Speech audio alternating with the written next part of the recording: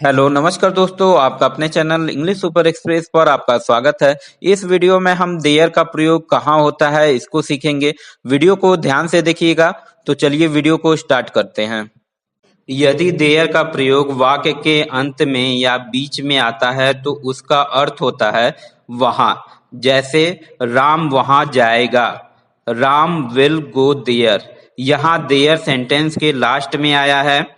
श्याम वहां तुम्हारा 2 घंटे से इंतजार कर रहा था।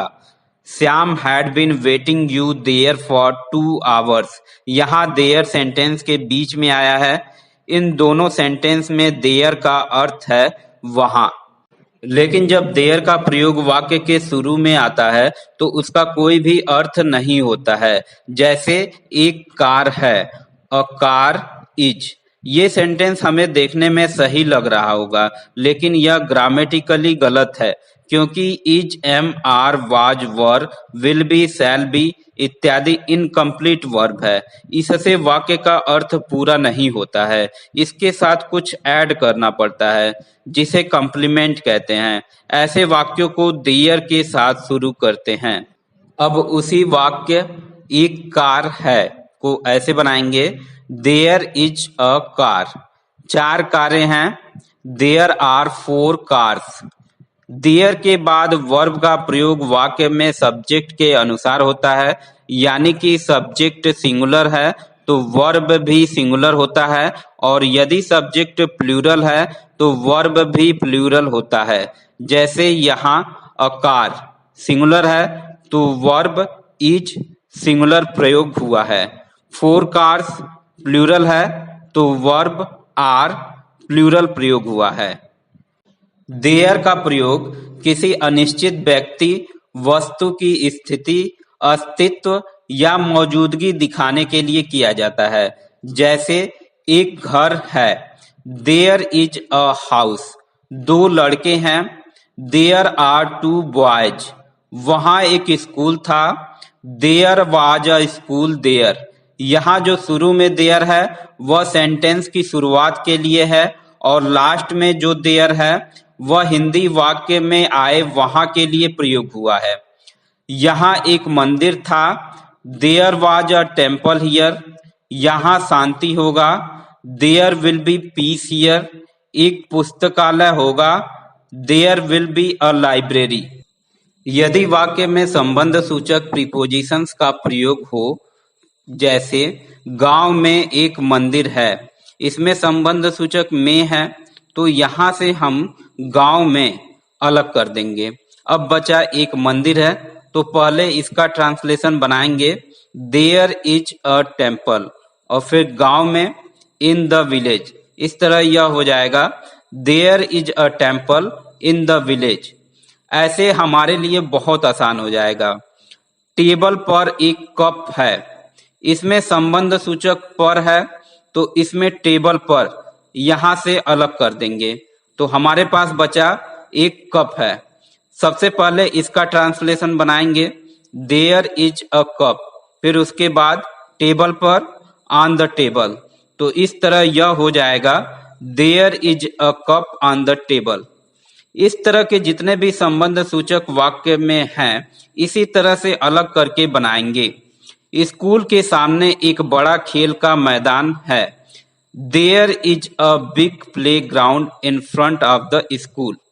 एक सप्ताह में 7 दिन होते हैं, there are 7 days in a week. हम दोनों के बीच गहरी दोस्ती है, there is a close friendship between both of us. उन लोगों के बीच अच्छी समझदारी है, there is a good understanding among them. जब वाक्य का सब्जेक्ट निश्चित संज्ञा या सर्वनाम हो तो देयर का प्रयोग नहीं होता है। जैसे घर में एक लड़का है, there is a boy in the house. कौन सा लड़का है यह निश्चित नहीं है, इसलिए यहाँ देयर का प्रयोग हुआ है।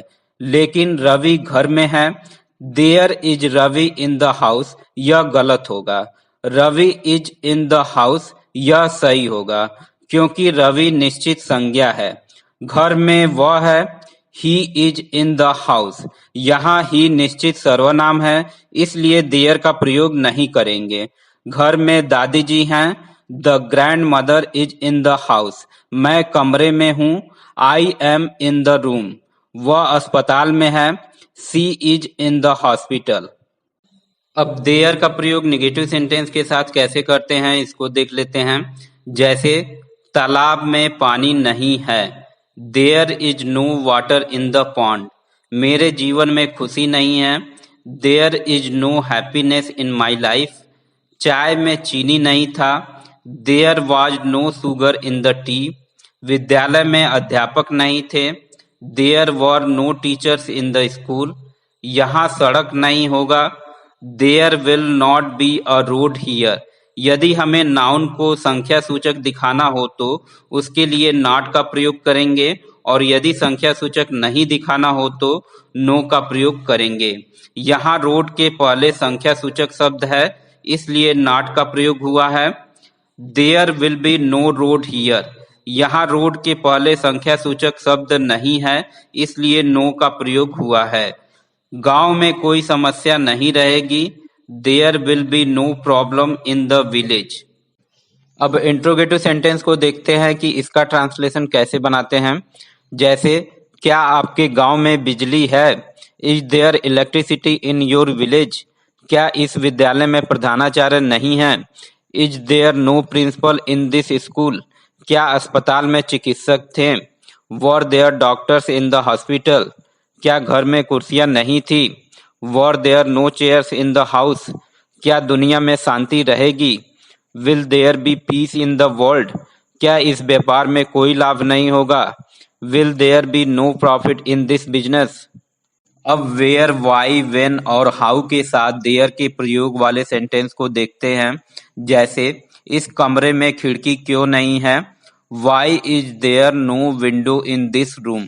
कक्षा में कोई अध्यापक कैसे नहीं है? How is there not a teacher in the class? तुम्हारे गांव में मंदिर कब था? When was there a temple in your village? Office में मेज क्यों नहीं था? Why was there not a table in the office? दुनिया में शांति कहाँ मिलेगी, अर्थात दुनिया में शांति कहाँ होगी? Where will there be peace in the world? यहाँ कचरा कैसे होगा? How will there be garbage here? अब कुछ वाक्य आपके प्रैक्टिस के लिए हैं। आप इसे खुद से देयर का प्रयोग करके सेंटेंस बनाइए, तभी आपको ज्यादा से ज्यादा समझ में आएगा। वीडियो को पूरा देखने के लिए आपका धन्यवाद। यदि वीडियो पसंद आई हो तो वीडियो को लाइक करके चैनल को सब्सक्राइब कर लें।